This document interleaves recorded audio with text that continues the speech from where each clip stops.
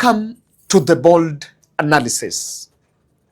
Raila Odinga attended the burial of Lempurkel, a member of parliament from Laikipia, who died in some road accident the 12th of August. This is a story that I really wanted us to follow because I realized that Raila attended that burial alongside his Secretary General Edwin Sifuna. And because the two were attending and they've been speaking different language, I followed that event to just ascertain, was Sifuna going to align with Raila's party position, or even in front of Raila and in that place, he's going to remain Sifuna in his real element? And because the two standpoints were going to play out, it was clear to see where the majority is. And it is very clear that so long as Edwin Sifuna will speak his standpoint, his viewpoint against the ODM party and against Raila Odinga is going to be in more trouble. And today, he had to cut his speech short in Laikipia because the ground was very hostile for Odinga. And to get more into those details, make sure you subscribe to our channel, click the notification bell, and like our videos.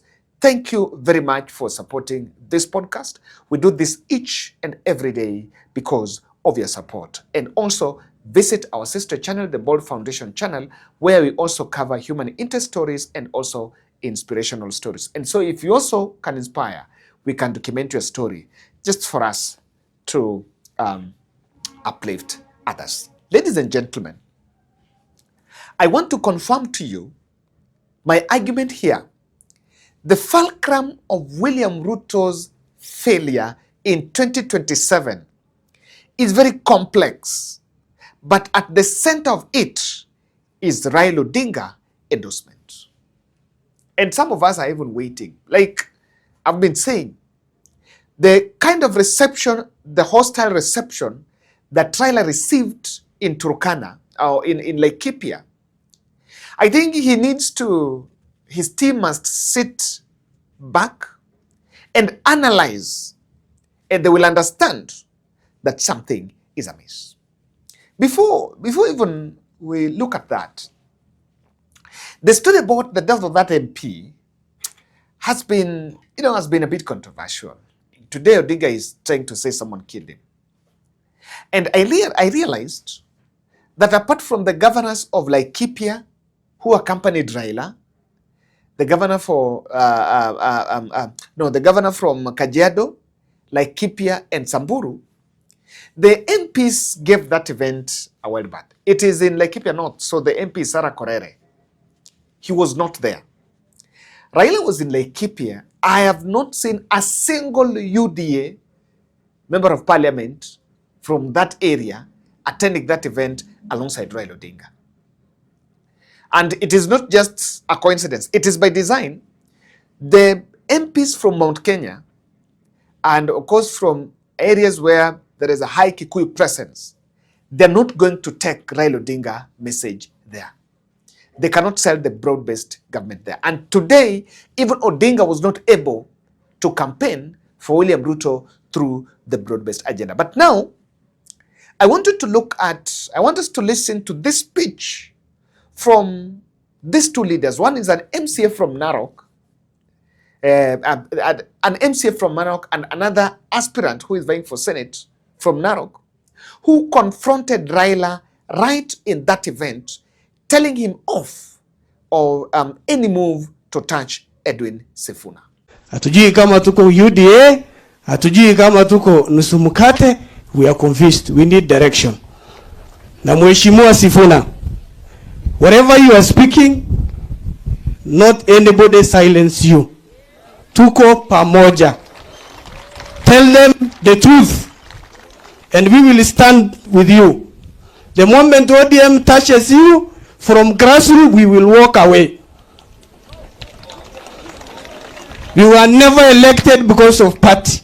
We were elected because of what we stand. And therefore what you are speaking, sisi hatuko UDA and we don't support what they are doing. We don't. Wamekuja mara 10, wamelaunch barabara ya Doldol na Nyuki. Up to today, no inch. No inch. It is only Laikipia North where people are not educated to be appointed as PSS, as MDs in parastatus. Simply because it is known Laikipia North is the stronghold of ODM. Nothing else, not because we are not educated, it's simply because we are members of ODM. Mzee, time for you to speak for us when you are still alive. Speak for us. We deserve projects in national government. We have none as we speak. It's only in Laikipia North where we don't have mega dams or mega dams for water for our people. We don't. And it's not that we don't fight, we only fought for you. And now because you are in government, fight for Laikipia North. Fight for Laikipia North. Na usisikie mtu amekuwa appointed Samburu, Narok, Kajiado ufikirie ni Laikipia. Hapana, we are Laikipia Masai and we deserve our share. Say this. Lempurkel, before his last days, suffered a lot. And it is not going to be honorable of me to live here without mentioning to you that he went through a lot. And that we are concerned as a Ma community. We don't take that lightly. Offices for him were closed. He making the my eyes doing bad. Going forward, we will always support governments that will hear and be there for us. Mimi, I'm a politician. I'm an aspiring senator of Narok County. Now, that's already telling you they were not heckled. They got reception. People gave them audience. They got their numbers. And there are things they're telling Odinga. Those are not new statements. One, if there is something that Odinga is going to struggle to explain to the people of this country, is to account for the benefits of broad-based. Across the country, I've seen them talking about, I stabilize the country, we'd rather have a country than go South Sudan way. Such, corporate statements, if you ask me. But then, when people look at 2 appointments in cabinet, Mbadi, Opiewandai, and then you have Bitisa School from Turkana, you have Oparanya from Kakamega, and then you have Joho from the coast. But there are other parties and communities like Ma that have stood with Odinga for long. And in fact, if he's not careful, William Ruto will not account that broad-based deal that is supposed to be presented to be the platform, the launchpad of the 2027 campaigns, is not going to get attraction more on the people. Now, apart from this, let us listen to Sifuna. Sisi kama wana ODM tumefunzwa kwamba lazima tukubali kukosolewa. Huyu ndugu yetu Lempurkel tumetembea na yeye safari ndefu sana akisaidia kujenga chama cha ODM. Nataka niseme kwa niaba ya chama cha ODM, kama kuna mahali tulipungukiwa kama marafiki zake, tunaomba msamaha. Na tunasema we will do better. Jambo la mwisho, Father, sisi kama Wakatoliki, kanisa huwa linasimama kila siku kututetea. Lakini na sisi Wakatoliki lazima wakati kanisa yetu inakujiwa pia sisi tusimame kutetea kanisa, si ndio? Mimi nataka niseme vile ulihubiri ya kwamba kanisa lionyeshwe heshima. ya kwamba ukiamua wewe utachagua vita dhidi ya kanisa, ujue wewe umetangaza Mungu kuwa adui wako. Kama Wakatoliki tumekerwa sana na jambo ambalo tuliona waziri anasimamisha yule askofu wa Kakamega Bwana Obwanyi, anampareda hapo kama mtoto na kumsomea kwa sababu father ama bishop ameenda kuitisha pesa ya ile hospitali ya St. Mary's. Tunaambia Duale tuheshimiane bwana. Kila mtu aheshimu kanisa ya mwingine. Asante sana, Mungu awabariki. Straight, he picked the conversation going on today, standing in front of Raila, having picked from the other MCAs that have the other leaders of the party, the grassroots leaders of the party that have spoken, the other leaders that have spoken, he told off Aden Duale against the lynching of the bishop in Kakamega. And thank God Sifuna is commenting about it. I did that video here. I did analysis and I said that Catholic bishop in Kakamega who was issuing a press briefing on reopening of St. Mary's Hospital in Kakamega was under duress and was just pressed to make those statements so that to try to absolve the government from the blame. Sifuna is there. Raila Odinga is there. They are somewhere in Laikipia and they are making it. And do you realize that even Odinga, there are places if he wants to go, he will need voices of Sifuna so that, so that to balance. Why do you think he went with Sifuna? There are so many other pro-allied. He realized he did not want to go with the praise and worship. Yes, that's a party. That's a party affair. They went there as the Secretary General of the party. But nothing was stopping him from going with Junet. He did not go with Junet. Nothing was stopping him from going with my MP Samatandi. And the others, even with his brother.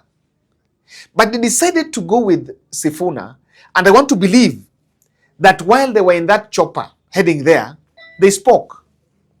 And Sifuna made it very clear that he's not going to change any position on anything. When Odinga came to speak, the ground was very hostile.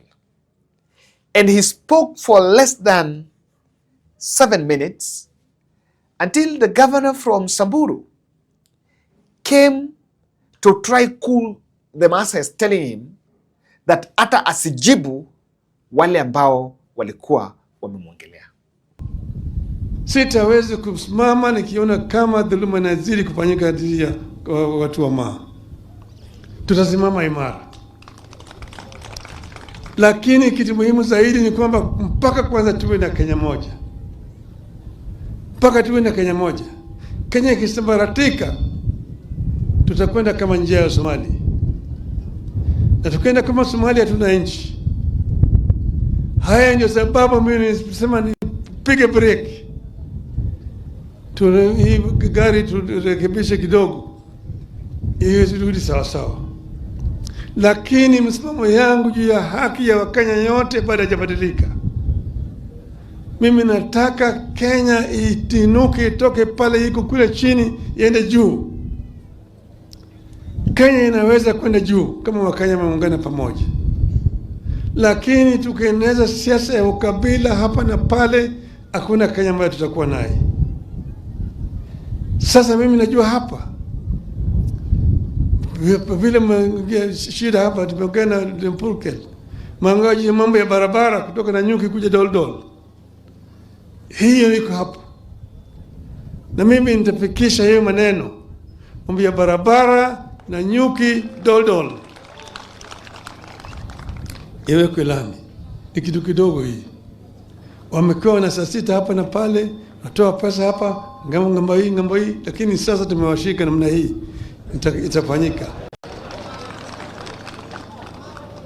Itafanyika. And God will bless you forever.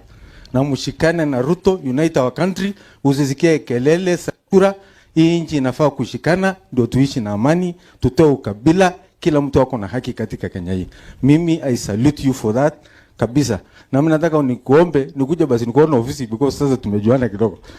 Asante. Hii story ya Laikipia tumesema hapa ya barabara, tutaungana tuende tuongee maneno ya Laikipia pamoja na nini. Na mimi nisipendi watu wakiingilia ODM hapa. ODM imesaidia Wasamburu. Hiyo msichana kidogo anaitwa Esena is there because of ODM. I want to thank the ODM fraternity kwa kutusaidia nominated this time. Thank you so much. Ile kidogo tunapata tunasema asante. I know you standing na watu ya Alchamus pia tupate sub county tunasema asante. Na mimi nataka kuambia viongozi wetu nikae, it's not good kwetu. Mtu akifika hapa tunaanza kumsomea. Sisi tunajua kuongea, tutakuja ofisi yako tukwambie ile maneno yako. Na mimi hiyo ni maoni yangu. Nimetumwa hapa na watu wawili. Na mikejo lako hapo kilikuwa ngogi. Nimetumwa na mtu anaitwa Patrick Olentutu, governor wa Narok. Amewasalimia na ametoa 2 million kwa nini? Mpigie makofi. Makofi kwa governor Ntutu. Nimepigiwa sahi na mheshimiwa hapa anaitwa Sara Korere, ameniambia niseme pole, ako South Africa. Mpigie makofi. Asante. Kwa hiyo machache mimi nimemaliza. Lakini mtu asisumbue baba. Hapana, hii nchi mahali tuko ni kwa sababu yake. Hata hakuna kiti ya governor kama baba angesimama. Mimi singekuwa na kiti. Baba mimi nakuheshimu. This is a message. This is a scenario. The scenario that played out in Laikipia is one that the national intelligence will have to review and advise William Ruto. Is it working? Will it work with Odinga? And that is why my argument here is Odinga is going to be the fulcrum of William Ruto hate. That is God. And I want to say this. The Raila in 2027 is not the Raila of 2017 and the Raila of 2007 and Raila of 2013. I think the odds are going down. Really, really down. So why do you think Odinga endorsement is going to trigger more hate for William Ruto? I want to answer that, and it is just because of this four. Number one, Raila national acumen is going down. In fact, going down is making it look better. Has dropped drastically. Because of the some mistakes. You know, I always say this. You know, you can't just be making mistakes. Nairobi issue. MCS wanted to impeach the governor. Even if you wanted it not to happen. But parading MCS broad daylight, then talking to them live on camera, telling them not to impeach the governor, and all that goes to media and it is reported. While it's supposed to show your influence in the city, because through your influence probably the impeachment has been withdrawn.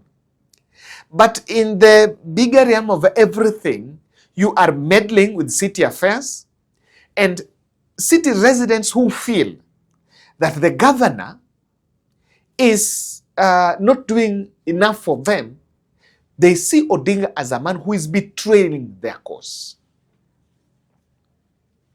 And they say that. The other issue is coming of this.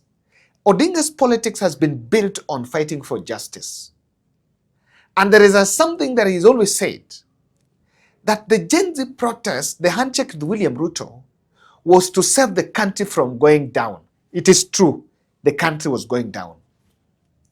But equally, someone would ask, himself, when he was swearing himself in 2018, 30th January, was the country not going down at that point?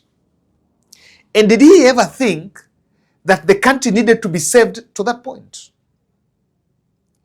What then followed was a handshake with Uhuru Kenyatta, and then the handshake with William Ruto. Now, the handshake with Uhuru Kenyatta became more organic, and he was not harshly judged because technically he enjoyed state trappings, but he was not inside. This one of William Ruto, aliingiza kichwa, mkono, mguu, and everything. Yes, you say, I saved the country from turmoil. But then, why did you side with the president fully, donated people to that cabinet, and now you are part and parcel of that? Is it really saving it or joining it? The line cannot be drawn. And as much as Odinga tries to draw that line, what he packages as saving the country, it will work still best. You save the country, having that handshake, doing it at that point. You don't take people to cabinet, and you sit down and tell it off when things are not going on right. To that end, the Raila element still remains. So that betrayal, one, you cannot run away from. Second thing, the William Ruto handshake has left him more exposed to his orphans. Look at it this way. In 2027, he's supposed to campaign for William Ruto. But at the same time, Kalonzo Musyoka has stood with Odinga for 15 good years, 3 presidential elections, truth before God, 2013, 2017, 2022. Mimi nasema kila siku, nguvu ya kupinga Kalonzo inatoka wapi? Sometimes you need to ask these questions. Sometimes politics is a bit pragmatic. Nguvu ya kupinga Kalonzo inatoka wapi? What has Ruto done for him to say that? So, and as you answer that, Kalonzo, there are other parties. The man is asking those questions. He will get to Kwale will ask. He will get to Northeastern will start asking. They will not know that Duale is one of them na Ruto amempea. They will ask, wewe wakati ulipata ulitupea nini? So Ruto gave Raila a lot, and that of it is a trap. So in 2027, even as he calls his supporters to support William Ruto, there will be a question of, you've just been in government, what have you brought for us? And to that point, he's going to attract more hate. Lastly, is the burden of incumbency. I need to say it. No government can be popular. No government can be popular. And in any election, every presidential candidate is looking for who can carry the burden. Part of the baggage that Raila carried in 2022 was Uhuru incumbency. In this one, how is he going to say Ruto tosha with the collapsed SHA? Not collapsed, with the fraud in SHA, the fraud in e-citizen, the stalled roads in the country, the education funding model that is now pushing students out of university, sadly. How? And so that is why things are not very easy for Odinga. Thank you.